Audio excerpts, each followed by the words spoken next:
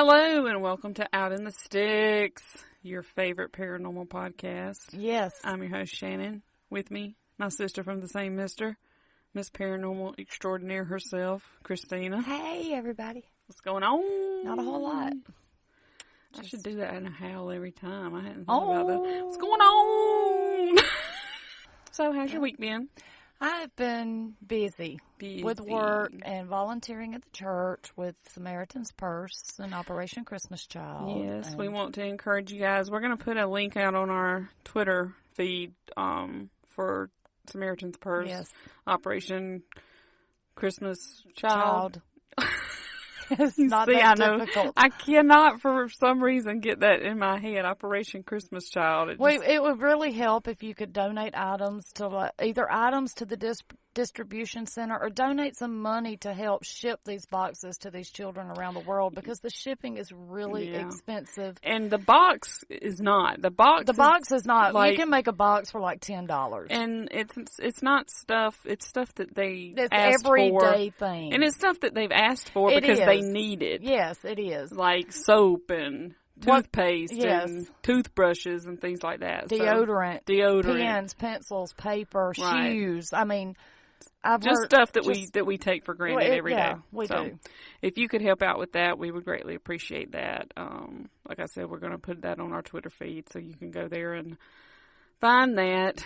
What else? Oh, we're ghost stories. Please send them outinthestickspod@gmail.com. Don't be embarrassed. I'm not. I swear, I think it might be that because I make so much fun of the whole thing. But I will not make fun of you. I will not make fun of you either. I might point out. She just makes fun of me. I just make fun of her. So, also going to ask you to, if you want to go follow us on Twitter or Instagram. Yes. We're at OITS_podcast. What else? If you could please go, wherever you're listening, if you could go rate us and give us a written review, that would help out greatly. We would really appreciate that. I think that's it. I think it is. All right. So let's get into this week's story. Okay. Are you ready for this now? This is one Is that something I'm going to know? Yes. Okay. I mean, but it's hard not to know this one. Okay, so this is probably something everyone's heard of. Everyone has heard of the hauntings, but okay. I don't know if they know the true, historical value of this. Well, let's get into it. So, this week we're going to go to Kentucky. Okay. Is that in the United States? Kentucky? It is. That Kentucky? That Kentucky. Okay. And we're going to go to Waverly Hills Sanatorium in Louisville. Yes. You know, I have heard of that. Mm-hmm. There's not too many people who haven't, one way or the other. I think every ghost hunter show that's ever been on television ever has gone there 12 times. The best one ever that went there is the ghost hunters. TAPS, the Atlantic Paranormal Society with Jason Halls and all them. I don't know who they are, but that's okay. I watched every episode, but I like them because they don't go in there looking for ghosts. Mm-hmm. They go in there, if they find evidence, fine. If they don't, then they'll come out and say it's haunted. But they have gotten so much evidence, one, from their investigation that they recorded, and two, they did a live investigation on Halloween one year. And it was awesome because they got so much evidence of this place supposedly being haunted. Cool. It was pretty cool. So, well, let's talk about it. All right. So we're going to go back and kind of figure out how Waverly Hills started first. Okay. Because I think it's important. Because according to our new thing on that learning podcast, we are a history podcast. Well, yes. I found a loophole. We are. Well, I like to find the history of these places because sometimes the history can explain more than anything. Right. All right. So, in 1883, Major Thomas H. Hayes purchased land in or around Louisville, Kentucky. I couldn't really find where it said if it was in Louisville or around it. So, we're just going to say in Louisville, Kentucky. Okay. On which he built a small schoolhouse for his children. For just his children? He built a schoolhouse so his children could go to school. Okay. Did he have somebody to teach his children? Well, he did. He hired Lizzie Lee Harris to Lizzie Lee? Yes, to to leach. Lizzie Lee to leach. He hired Lizzie Lee Harris to teach at the school. And because of her love of the Waverly novels by Scott's, I don't know his first name. Who? I'd have to look that up. What are the Waverly novels? Am I stupid? I'm not sure. I did not look that up, and I should have. We're I a apologize. historical podcast, and you didn't look up. Well, because of her love of these novels, she named the school Waverly School. Okay. Liking the name. Hold on. Can I ask a question? Yes. What year was this? 1883. Okay. So, liking the name, the major named his property Waverly Hill because the school was built kind of on top of a hill. Now, the board of Tuberculosis Hospital kept the name when they bought the land. Okay, so they bought the land, but I'm assuming the schoolhouse was just a small building. It was just a one-room schoolhouse. Okay, all right. So, in 1908, construction on the first building of Waverly Hills Sanatorium began. Okay. This building was a 2-story frame building with a hipped roof. And if you're not sure what a hipped roof is, it's one that's got it going on. It's got like a roof. Music. It's got it's got the first floor with the second floor attached and a little bit of like a first floor roof and then the roof on the second floor. You get what I'm saying? Yeah. Go look up pictures. It's got an upstairs and downstairs porch. Yes. Yeah. Now, the first building was designed to accommodate 40 to 50 people safely, which would be patients. So they probably had about, 375 in there? Now, the sanitarium was built at the time that tuberculosis was a very serious disease. Mm-hmm. Now, Waverly Hill opened on July 26, 1910. Now, in that time, sanitariums were built on high hills surrounded by woods to create a serene atmosphere so the patients could rest, stay calm, and have plenty of fresh air. While they're dying? Well, it was thought at the time that the best treatment for tuberculosis was sunlight, fresh air, and nutritional foods. Now, tuberculosis was then reaching epidemic stage all over Jefferson County, Kentucky, as well as the rest of the United States. Mm-hmm. Now, the number of patients started to climb at Waverly Hill, and a hospital for advanced cases was built on the property in 1912. Now, this could accommodate an additional 40 people. In 1914, they added a children's pavilion, which added another 50 beds to the sanitarium. Okay, so at total, we're at about 200? Somewhere around there. Now, this pavilion was not only used for children with active tuberculosis, but also the children of tuberculosis patients that would have no one to care for them while their parents were being treated. I guess then they didn't realize that TB was airborne. At the time, they did not realize that the disease was an airborne disease. Okay. Now, as the tuberculosis cases started to rise, the small clinic of Waverly Hill was past capacity. It was filled with more than 140 patients, and they soon realized that a much larger hospital was needed. Now, construction on the new larger building began in March of 1924. The new Waverly Hills Sanitarium was a massive collegiate Gothic-style building built in the Tudor architecture. This new building could accommodate more than 400 patients. The newly constructed Waverly Hill Hospital opened on October 17, 1926, and it was considered one of the most modern and well-equipped facilities of the time. Now, right there in Kentucky. Right there in Kentucky. Now, because tuberculosis was so extremely contagious, and at the Suck it, Mayo Clinic. Really? Really? Of the time. Oh, okay. We're talking about in the teens and 20s. Well, I think the Mayo Clinic was there then, wasn't it? Well, maybe it was. I don't know. But it wasn't a tuberculosis sanitarium either. So keep that in mind. Okay.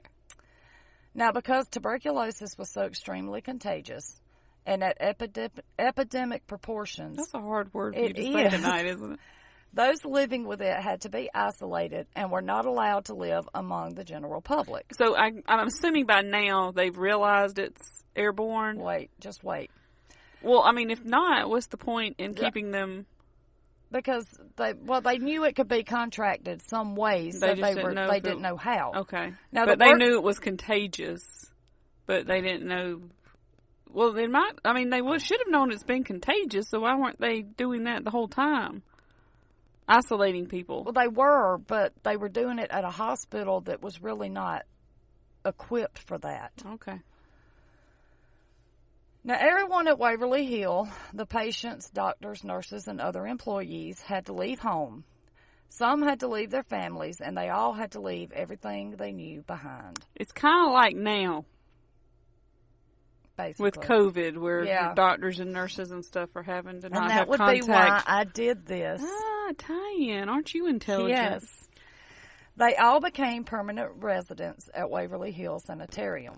God, can you imagine having to live at the place you work? I know. Now, what is amusing about this is that the family and loved ones of the patients were allowed a visiting day every month and were allowed to leave and go back into the community. So they didn't know that this was the late 20s?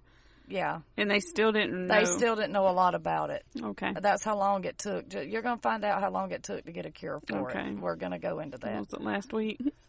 No, it was a little sooner than that. So, with the doctors, nurses, employees, and patients being permanent residents and being unable to go out into the general public, Waverly Hill became a city of and within itself. It was a self-contained community that had its own post office and water treatment facility. They grew their own fruits and vegetables and raised animals for meat. They also maintained many other necessities of everyday life, and it even had its own zip code. Wow. I didn't know that. Yes, I didn't See, I'm learning something new.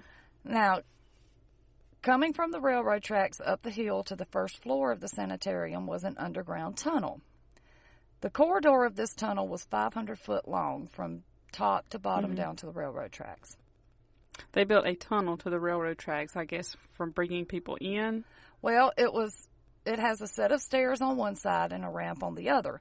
Now, this tunnel, later known as the body chute, was built as an entrance and exit for the workers of the hospital.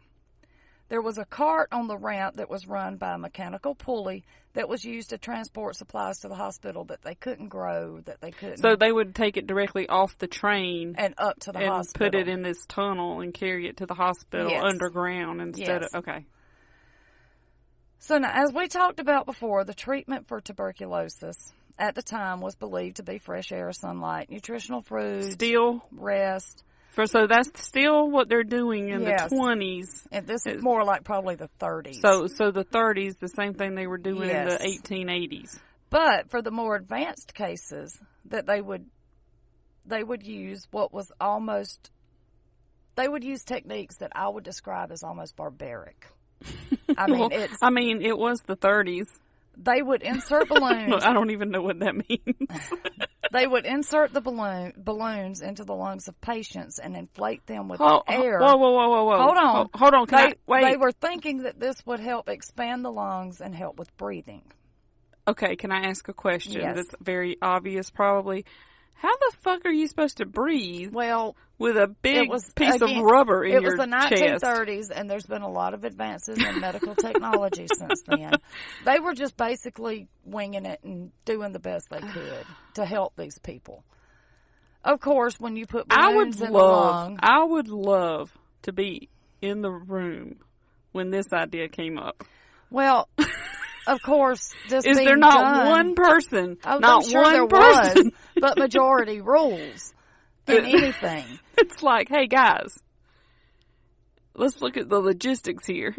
And it did not say that they filled the lungs up with the balloons. They just put one in there to kind of help expand the lungs. I'm hoping they took it directly out. Well, I don't know, because a lot of people died from these techniques. Well, I would imagine, because if you've got a balloon, there's nowhere you can't get air. But they would also remove ribs and muscle tissue from the chest to help alleviate pressure in the chest.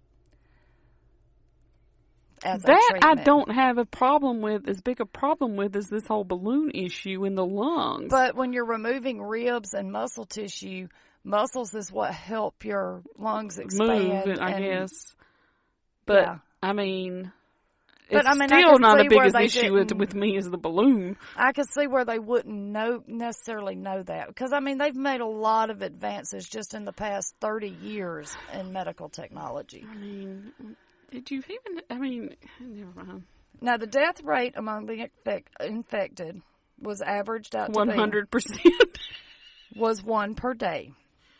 They thought that seeing the dead being transported lowered the morale of the patients and therefore increased the death rate. So they, okay. Now, they would transport the bodies as secretly as possible to help increase morale and lower the death rate. Okay, here's my question, though. Did they think that nobody's going to be like, hey, wait a minute, where's Larry?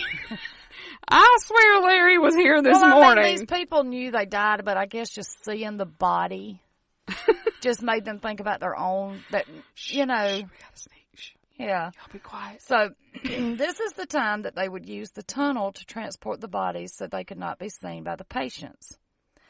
The doctors and workers also believed that this would also help to lower the disease spread rate, which I could see, not taking it through the whole hospital. Well, I mean, that makes sense. Yeah. Now, over the years, records have been destroyed of the patients in the hospital, but it is believed that there may have been as many as 64,000 deaths at Waverly Hills Sanatorium. But the estimates also vary, so that's not a 100% accurate number. I just feel like everybody that went there probably died. Not everybody did. I just and have that feeling. And I'm going to tell you how I know that. How do you know that? Well, Waverly Hills served as a hospital until 1961, a sanitarium for tuberculosis, at which time the antibiotic streptomycin was found in 1943 and ultimately cured the epidemic. So let me ask, okay, so what years were they doing the balloon? Probably in the 20s, probably since it opened up until 1943, when the antibiotic came out.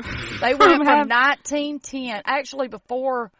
No, I'm just talking about as far as medical science goes. So they went, say, they went from, say, like 1935 to thinking that it was okay to put a balloon in someone's lungs. They didn't know. They were just to developing a They didn't know anything vaccine? Well, they were working on the vaccine the whole time, but it takes time, and especially but back I just then. Can't. 1930 yes, was not that long ago. It wasn't that long ago, but that's what I'm saying. There have been major advances in medical technology even in the past 20 years. But still, you've got to know I just don't understand how they didn't. And, they were just trying to do whatever they could to give these patients relief. And I get or hasten their death. Well, either way, they were going to get relief. Right, I guess. Just shoot them. Well, now after it closed down as a sanitarium, the medical equipment was moved out.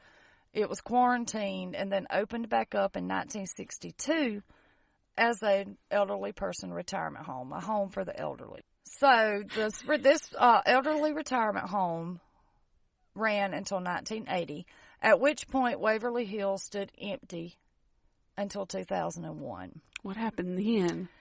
Well, some new people bought it and decided they were going to save Waverly Hill because it had gone into disrepair and was about to be condemned. Okay. And I'm kind of glad they did because this is a major part of that time in history and medical technology and advancements, learning and the advancements of medicine. But isn't it still in decay, though?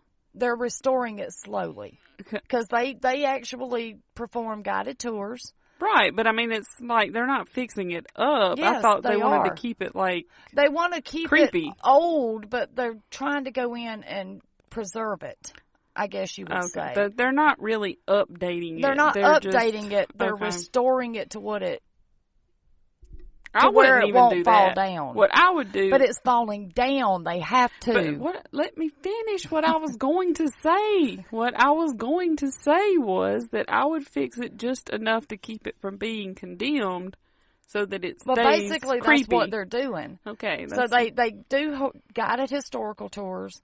They do guided ghost tours, and they will also do guided nighttime ghost tours.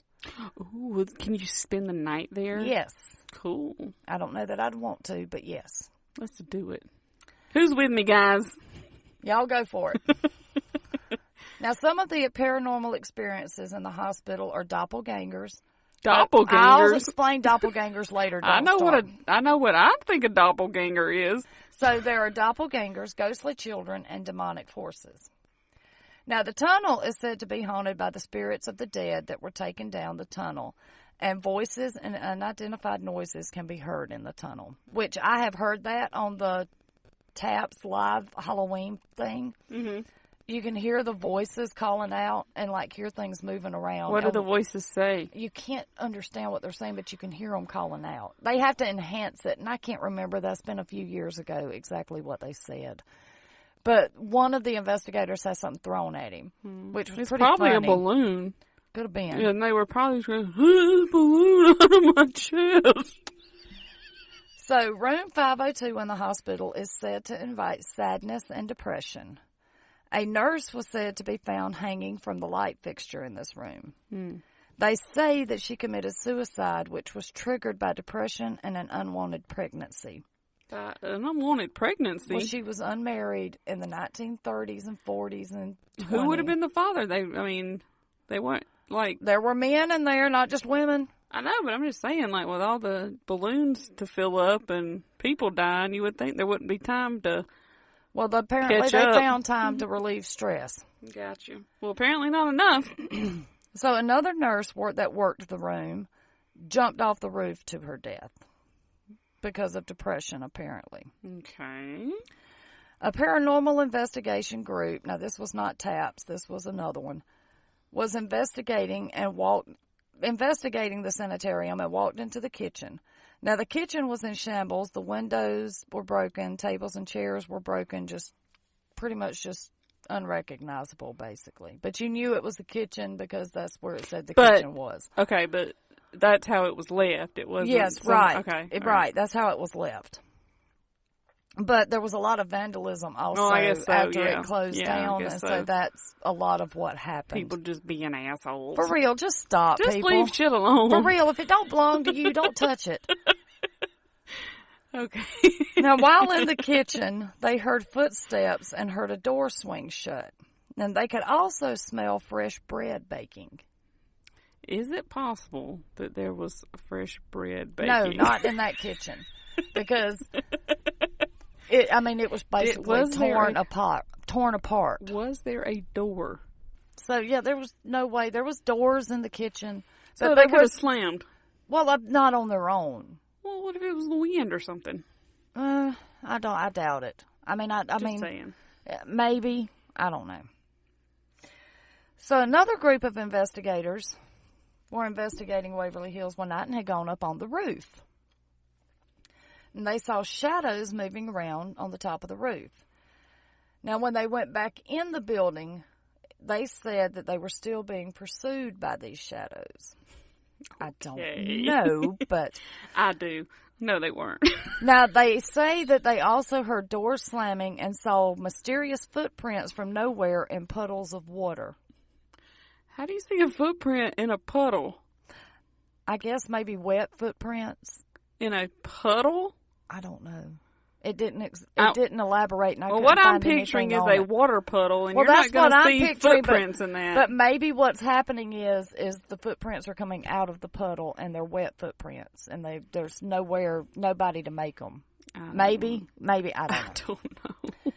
Now, to me, one of the saddest experiences that's ever been reported is that of an elderly woman who roams the hospital.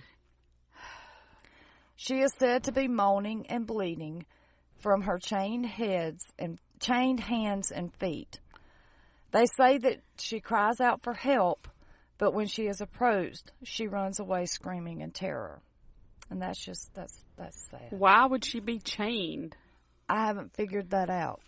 I don't know. I couldn't find anything that elaborated on that either. I'm thinking maybe that stems back from the retirement home. I'm thinking, and I'll have to look it up because I was on Waverly Hills, the sanitarium, not the retirement home. So I didn't look up a lot about that, but I'm thinking they were closed down because of treatment of patients. I'm thinking. I'll have to go look that up. Well, I don't want to spread any unfounded rumors. No, I don't either. That's why I said I'm thinking, but it may be something else I'm thinking of. It don't matter. Now, one of the most well-known ghosts that is said to haunt the hospital is that of a little boy named Timmy. Yeah, I saw this on our favorite YouTube show, BuzzFeed. Now, Timmy is Supernatural. Timmy is said to have been around 6 or 7 years old when he died. Now, he wanders the halls just trying to have fun. Now, visitors often bring balls for him to play with, and these balls are often seen moving around on their own. Or thrown down the hall right up under somebody's name, then it freaks him out. Yeah. Ryan. Yeah, I saw that episode. He freaked the fuck out. Just watched it the other day. He really did freak the fuck out. Because he freaks the fuck out about everything. It was like, how? How could that be? Did you write that? Do you think that maybe there's more than one person in this world named Ryan? I'm just asking. It's a common name. I mean, I'm only asking. It's just a theory that I've been working with. Considering there was a last name under it that was not his last name. Shh. Oops, we didn't mean to put that in there. I'm joking, guys. We love you, Shane and Ryan. I know it would be kind of freaky to throw that ball and tell them to give you some kind of... I mean, you asked for a sign and some kind of sign, and the sign was thrown right up under your name. So, I mean, you can't get any clearer than that. I mean, I guess. Now, the scariest presence is that of the creeper. Now, this entity haunts the whole hospital, not just the floor, not just a wing, the whole hospital. When it is around, people feel an overwhelming feeling of doom or dread, which it said that, but I think that's the same thing. I think that that's kind of what everybody feels everywhere when they say someplace is haunted. I don't. No, I just mean like when you're like everybody says that, like in every story. Everybody says that, but I don't feel that way in every place that they say is haunted. I don't. I'm just saying that it's said a lot about haunted places. It is. Now, it has been described, this being, I don't know if it was a man, woman, so that's why I'm calling it an it, because I don't know. Now, it has been described as being a dark and terrifying entity. The reports are that it crawls along the floors and walls, and that is just freaky if that really happens, which is why he's called the creeper. I wonder. Hey, Ryan, you should go back and see if you can find the creeper. Now, I'm just throwing this out there. Is there any possibility? I got one word. Spider-Man. I don't know. Maybe. I'm just saying. Or but 2 would words. Spider-Man be dark and terrifying? 2 words. Evil Spider-Man. Maybe. Now, the reason you don't know about him, they haven't made that movie yet. But that doesn't mean he doesn't exist. Oh, okay. They haven't made the comic book either. It's coming. That's my premonition now. I'm copyrighting that right now. Copyright Shannon Martin. Now 2020.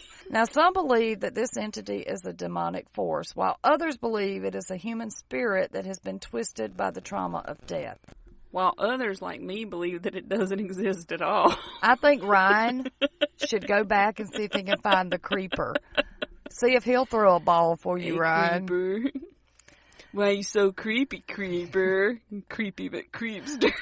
See if he'll call your name, Ryan. Ryan. Little Ryan, creepy. Ryan, I would love to investigate a place with you because I would spend the whole time laughing at you. I would. It's hilarious. Mm-hmm.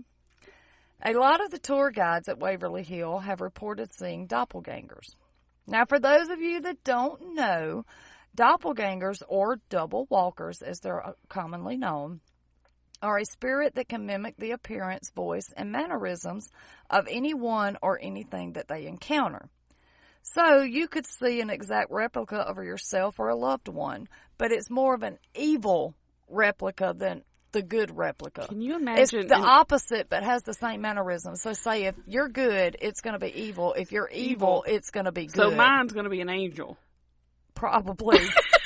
Probably an archangel, right up there on the right hand of God. Right beside God. And there I am right beside the devil. Now, in some cases, the tour guides have described these entities as being almost identical to them or people that they knew. Can I ask a question? Mm-hmm. Is there any possibility that they're just looking in a mirror? No. They're not. There's no possibility at all. They're not that stupid. Well, I don't know. Now, the only thing different about these doppelgangers or these doubles that they're seeing is that there are black holes where the eyes should be. Okay. So I don't think that would come back in a mirror like that. What I mean, I know they say the eyes are the window to the soul, but that's just taking it a little too far. Maybe there's scratches on the mirror where the eyes should be. Really? Every mirror they look in? Yeah.